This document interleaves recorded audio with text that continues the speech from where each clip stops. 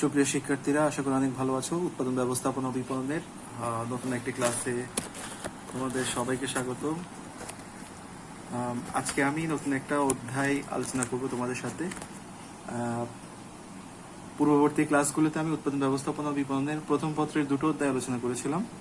একটি হচ্ছে উৎপাদন আর একটি হচ্ছে উৎপাদনের উপকরণ সমূহ। উৎপাদনের যে 4টি উপকরণ ছিল, ভূমি, শ্রম, মূলধন, সংগঠন, সেই 4টি উপকরণ নিয়ে আমি আলোচনা করেছি। সো আজকে আমি একটি নতুন অধ্যায় আলোচনা করব, সেটি হচ্ছে উৎপাদন ব্যবস্থাপনা বিপণনের প্রথম পত্রের 3য় অধ্যায়, উৎপাদনের মাত্রা। সো আশা করছি সবাই ক্লাসটি মনোযোগ দিয়ে দেখবে এবং ক্লাসে কোনো ধরনের প্রশ্ন থাকলে অবশ্যই কমেন্টে আমাকে জানাবে। সো তোমরা দেখতে পাচ্ছ আমি এখানে দুটো প্রশ্ন লিখেছি, দুটো পয়েন্ট লিখেছি। চেষ্টা করবো আজকে দুটো পয়েন্ট বিস্তারিতভাবে আলোচনা করার, এবং এই দুটি পয়েন্টের আলোচনা শেষ হয়ে গেলে এই চ্যাপ্টারের অর্ধেকটা আমরা কভার করতে পারবো। যেহেতু তোমাদের সামনে এক্সাম, তো ইয়ার ফাইনালে তোমরা যেহেতু ভালোভাবে অ্যান্সার করতে পারো, সেক্ষেত্রে আমি ডিটেলস আলোচনা করবো এই অধ্যায়টি। এই অধ্যায় থেকে কিছু প্রশ্নও থাকবে তোমাদের ফাইনাল টার্মে। সো আসো আজকে আমরা একটু আলোচনা করে দেখি এই দুটো টার্ম। ফার্স্ট ওয়ান আমি যেটা লিখেছি সেটি হচ্ছে উৎপাদনের মাত্রার সংজ্ঞা। অ্যাকচুয়ালি উৎপাদন মাত্রা মানে লেভেল অফ প্রোডাকশন। একটা প্রতিষ্ঠান যে পরিমাণ উৎপাদন করে সেটি হচ্ছে তার উৎপাদনের মাত্রা। একটা প্রতিষ্ঠান যখন উৎপাদন করে, সে তার সামর্থ্যের মধ্যে থেকে পণ্য উৎপাদন করে। তার যে পরিমাণ সামর্থ্য আছে সেই সামর্থ্য ব্যবহার করে পণ্য উৎপাদন করে। একটা প্রতিষ্ঠান এমনও পণ্য উৎপাদন করে বাজারের চাহিদার উপর ভিত্তি করে যতটুকু চাহিদা দরকার সেই পরিমাণ উৎপাদন করে। কিছু কিছু প্রতিষ্ঠান অতিরিক্ত উৎপাদন করে। সো এখানে উৎপাদন মাত্রার যদি জ্ঞানমূলক প্রশ্ন হিসেবে আসে, তোমরা যেভাবে অ্যান্সার করতে পারো সেটা হচ্ছে ফর্মাল ওয়েতে। তুমি যদি উৎপাদন মাত্রার সংজ্ঞা দিতে চাও, তোমাকে বেসিক্যালি যে কথাটা বলতে হবে বা যে সংজ্ঞাটা লিখতে হবে সেটা হচ্ছে এমন: একজন উৎপাদক প্রতিষ্ঠানের সুবিধা অসুবিধা বিবেচনা করে উৎপাদনের উপকরণ সমূহের মাধ্যমে যে পরিমাণ পণ্য উৎপাদন করতে পারে তাকে উৎপাদন মাত্রা বলে বা স্কেল অফ প্রোডাকশন বলে। তাহলে আমি আবার বলে দিচ্ছি তোমাদের, একজন উৎপাদনকারী প্রতিষ্ঠান তার বিভিন্ন সুবিধা অসুবিধা বিবেচনা করে উৎপাদনের উপকরণ সমূহের মাধ্যমে সর্বোচ্চ যে পরিমাণ পণ্য উৎপাদন করে সেটি হচ্ছে উৎপাদন মাত্রা। তাহলে এখানে আমরা দুটো পয়েন্ট পেয়েছি উৎপাদন মাত্রায়। প্রথমটা হচ্ছে একজন উৎপাদনকারী অবশ্যই তার প্রতিষ্ঠানের সুবিধা অসুবিধা বিবেচনা করবে। এরপর তার প্রতিষ্ঠানে যে সকল উপকরণ রয়েছে তার সর্বোচ্চ ব্যবহারের মাধ্যমে সে পণ্য উৎপাদন করবে। তো সংজ্ঞাটা আমরা জেনে নিয়েছি। এরপরও আমরা চেষ্টা করব একজন মনীষীর সংজ্ঞা, উৎপাদন মাত্রার একজন মনীষীর সংজ্ঞা জানার। আমরা জানি আমাদের সবচেয়ে পরিচিত মুখ ইকোনমিক্সের যার সংজ্ঞা আমরা প্রায় সময় শুনে থাকি, আমরা শিখি এবং লিখে থাকি, তিনি হচ্ছেন আলফ্রেড মার্শাল। তো আলফ্রেড মার্শাল বলছে উৎপাদনের মাত্রার সংজ্ঞা দিতে তিনি বলেছেন উৎপাদনের মোট একক পরিমাণকে উৎপাদন মাত্রা বলে। উৎপাদনের মোট একক পরিমাণ, একটা প্রতিষ্ঠান টোটাল যে পরিমাণ প্রোডাকশন করেছে সেটাই হচ্ছে উৎপাদন মাত্রা। সো আমরা মোটামুটি সংজ্ঞাটা জেনে নিয়েছি। তোমাদের সংজ্ঞার মধ্যে কোনো কনফিউশন থাকলে অবশ্যই পয়েন্ট আউট করে কোয়েশ্চেন করতে পারো। সো আমরা এখন আলোচনা করব উৎপাদন মাত্রার প্রকারভেদ। তো একটা প্রতিষ্ঠান তার সুবিধা অসুবিধা, তার কন্ডিশন সবকিছু মিলিয়ে সবকিছু বিবেচনা করে একটা প্রতিষ্ঠান উৎপাদন করে থাকে। তাই এক এক প্রতিষ্ঠানের এক এক ধরনের উৎপাদনের মাত্রা থাকে, এক এক ধরনের ক্যাপাসিটি থাকে, এবং সব প্রতিষ্ঠান সব পণ্য উৎপাদন করে না, এবং কিছু প্রতিষ্ঠান অতিরিক্ত উৎপাদন করছে আর কিছু প্রতিষ্ঠান তাদের সামর্থ্যের মধ্যে স্বল্প পরিমাণ পণ্য উৎপাদন করে থাকে। ঠিক আছে, আমরা প্রকারভেদ গুলো একটু আলোচনা করব। আমরা দেখতে পাচ্ছি উৎপাদন মাত্রার প্রকারভেদে আমি প্রথমে লিখেছি, এখানে 4টা প্রকার লিখেছি। প্রথমটি হচ্ছে অতি ক্ষুদ্র শিল্প প্রতিষ্ঠানের উৎপাদন। তাহলে প্রথমটা হচ্ছে অতি ক্ষুদ্র উৎপাদন, জায়গার সংকুলন না হওয়াতে আমি উৎপাদন শব্দটি লিখিনি, তাহলে উৎপাদনটা সহ পড়ব, অতি ক্ষুদ্র উৎপাদন। এরপর লিখেছি ক্ষুদ্র মাঝারি উৎপাদন, বৃহদায়তন উৎপাদন, এবং শেষেরটা তোমরা দেখতে পাচ্ছ কাম্য উৎপাদন মাত্রা। সো আমরা একটু আজকে ডিটেইলস আলোচনা করব। অতি ক্ষুদ্র বা অতি ক্ষুদ্র উৎপাদন, বা এটাকে আমরা ইংরেজিতে বললে মাইক্রো প্রোডাকশন বলতে পারি। এটাকে আমরা বলতে পারি মাইক্রো প্রোডাকশন। ঠিক আছে, মাইক্রো প্রোডাকশন আমি সংক্ষেপে লিখছি, মাইক্রো প্রোডাকশন বলতে পারি যদি আমরা ইংরেজিতে লিখি।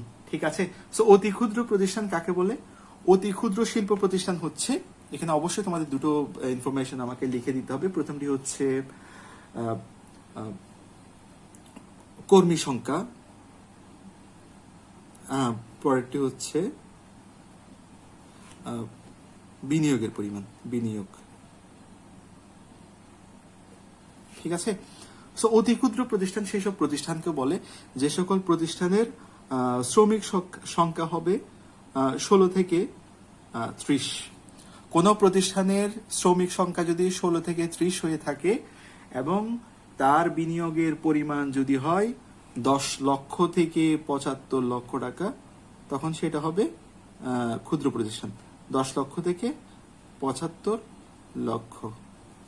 ঠিক আছে, সো অতি ক্ষুদ্র উৎপাদন, অতি ক্ষুদ্র শিল্প প্রতিষ্ঠান বলতে সে সকল শিল্প প্রতিষ্ঠানকে বলে বুঝিয়ে থাকি যাদের শ্রমিক সংখ্যা 16 থেকে 30 এবং বিনিয়োগের পরিমাণ 10 লক্ষ থেকে 75 লক্ষ। এখানে আমি একটু কথা বলে রাখি, সেটি হচ্ছে এটা হচ্ছে উৎপাদনমুখী প্রতিষ্ঠানের জন্য। যে সকল প্রতিষ্ঠান পণ্য উৎপাদন করে সে সকল প্রতিষ্ঠানের কর্মী সংখ্যা যদি 16 থেকে 30 থাকে এবং বিনিয়োগের পরিমাণ থাকে 10 লক্ষ থেকে 75 লক্ষ টাকা, তখন তাকে অতি ক্ষুদ্র শিল্প প্রতিষ্ঠান বলে থাকি। আবার কিছু কিছু প্রতিষ্ঠান আছে যারা সেবামূলক, কোনো পণ্য উৎপাদন করে না, মানুষকে সেবা দিয়ে থাকে।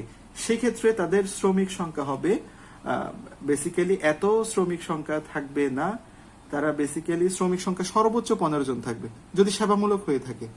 যদি সেবামূলক হয়ে থাকে, সেবামূলক প্রতিষ্ঠান হয়ে থাকে, পণ্য উৎপাদন করছে না, সেক্ষেত্রে তাদের কর্মী সংখ্যা থাকবে 15 জন এবং তাদের বিনিয়োগের পরিমাণ হবে 10 লক্ষের কম।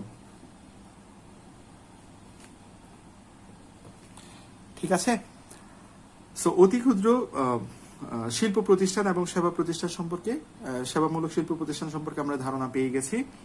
সো আমরা এক কথায় বলতে পারি যে সকল শিল্প প্রতিষ্ঠানের কর্মী সংখ্যা 16 থেকে 30 এবং যাদের বিনিয়োগের পরিমাণ 10 লক্ষ থেকে 75 লক্ষ টাকা, তাদের আমরা বলছি ক্ষুদ্র প্রতিষ্ঠান। এরপর আসি মাঝারি প্রতিষ্ঠান।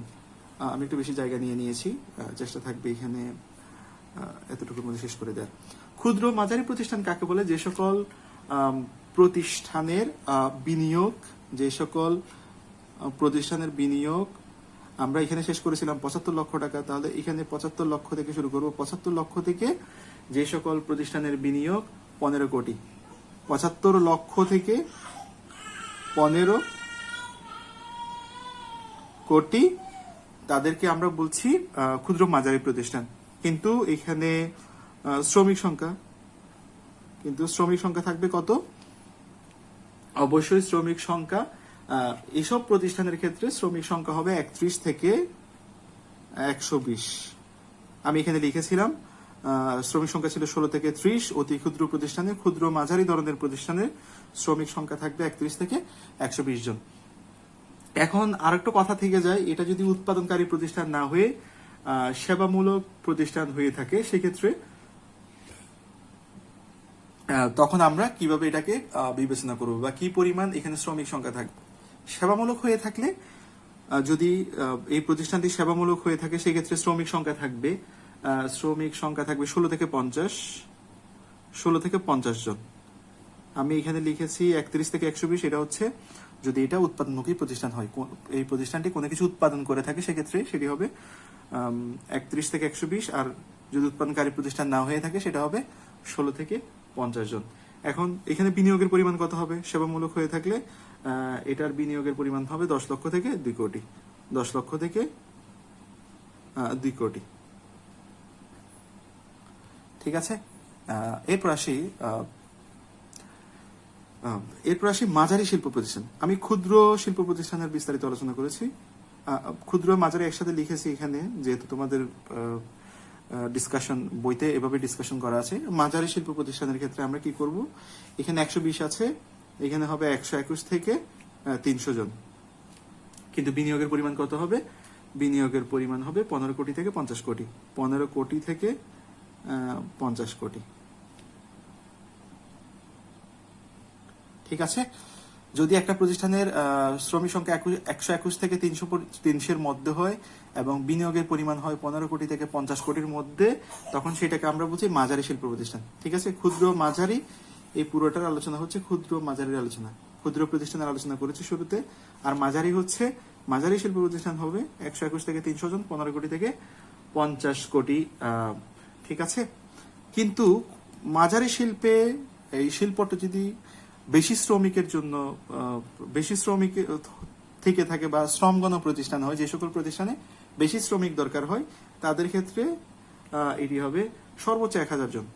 যেমন আমরা কিসের কথা বলতে পারি? গার্মেন্টস এর কথা বলতে পারি, যেখানে অনেক শ্রমিকের প্রয়োজন হয় প্রোডাকশনের জন্য। এর পাশে বৃহদায়তন প্রতিষ্ঠান কাকে বলে? যে সকল প্রতিষ্ঠানের বিনিয়োগের পরিমাণ হচ্ছে 50 কোটি টাকার বেশি। 50 কোটি টাকার বেশি, 50 কোটি টাকা, 50 কোটি টাকা না, টাকার বেশি, 50 কোটি টাকার বেশি হতে হবে। ঠিক আছে। এবং শ্রমিক সংখ্যা হবে 300 এর অধিক, 300 এর অধিক, তখন সেটাকে আমরা বলছি বৃহদায়তন প্রতিষ্ঠান। ঠিক আছে। তো বৃহদায়তন প্রতিষ্ঠানে কি হবে? শ্রমিক সংখ্যা থাকবে 300 অধিক এবং বিনিয়োগের পরিমাণ হবে 50 কোটি। কিন্তু সেবামূলক বৃহদায়তন প্রতিষ্ঠান হলে সেক্ষেত্রে 2 কোটি থেকে 30 কোটি টাকা পরিমাণ বিনিয়োগ সীমাবদ্ধ থাকবে। যদি বৃহদায়তন প্রতিষ্ঠানটি সেবামূলক হয়ে থাকে, সেক্ষেত্রে বিনিয়োগের পরিমাণ হবে 2 কোটি থেকে কত বলেছি? 30 কোটি। সেক্ষেত্রে কর্মী সংখ্যা থাকবে 51 থেকে 120 জন। ওকে। এরপর আসে কাম্য উৎপাদন। কাম্য উৎপাদনে এটা আমরা ডিসকাস করব। এখানে শ্রমিক সংখ্যা বা বিনিয়োগের পরিমাণ সম্পর্কে আলোচনা করার কিছু নেই। কাম্য উৎপাদন বলতে সেই সকল উৎপাদনকে বোঝায়, সেই মাত্রার উৎপাদনকে বোঝায় যেখানে একক ব্যয় সর্বনিম্ন থাকে। একক ব্যয় সর্বনিম্ন থাকে। ঠিক আছে। আমি বুঝাতে পেরেছি? অ্যাকচুয়ালি কাম্য উৎপাদন মাত্রা সম্পর্কে আরেকটু আলোচনা করি, তাহলে তোমাদের জন্য সুবিধা হবে। একটা প্রতিষ্ঠান যত বেশি উৎপাদন করে, স্বাভাবিকভাবে তার একক প্রতি ব্যয় কমে যায়। আমরা জানি একটা প্রতিষ্ঠান যত বেশি পণ্য উৎপাদন করবে, পণ্য উৎপাদনের খরচ কমে যাবে। একদম খরচ কমতে কমতে এভাবে উৎপাদন বাড়বে আর খরচ কমতে থাকবে। এভাবে কমতে কমতে একটা লেভেলে এসে যখন আর ব্যয় কমে না, সেই বিন্দুটাকে বলছি একক ব্যয়ের সর্বনিম্ন বিন্দু। যখন একটা প্রতিষ্ঠান সেই পর্যন্ত উৎপাদন করে যেখানে যেখানে একক প্রতি উৎপাদন ব্যয় সর্বনিম্ন থাকে, সেটাকে আমরা বলছি কাম্য উৎপাদন মাত্রা। আশা করি তোমরা ক্লাসটা বুঝতে পেরেছো। যদি কোনো কিছু কনফিউশন থাকে, কোনো কিছু বুঝতে সমস্যা হয়, তোমরা অবশ্যই কমেন্টে জানাবে। আমি তোমাদের অ্যান্সার সেখানে দিয়ে দিব, অথবা তোমাদের সরাসরি জানিয়ে দিব। ওকে, সেই পর্যন্ত সবাই ভালো থেকো।